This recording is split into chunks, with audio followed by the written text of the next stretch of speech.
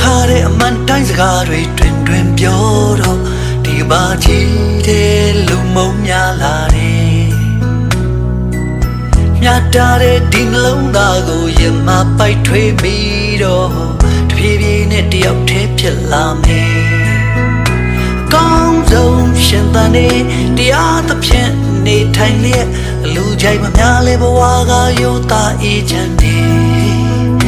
မူသားဖွဲ့မလိမ်ညာခဲ့အရှင်းဆုံးဝန်ခံချက်လူကြိုက်မများလဲဘဝကအေးစိငြိမ်းချမ်းနေတတ်ဖို့တော့လိုမယ်နေချလို့ရင်ချေးတဲ့လူညာတာစိတ်ကောင်းထားတော့နင်းချပြီးအသက်ခွဲပြန်နေကြိုးစားရင်ရှောင်လန်းခဲ့တာစင်ပြေတဲ့ခါပေါ်မနာလို့စိ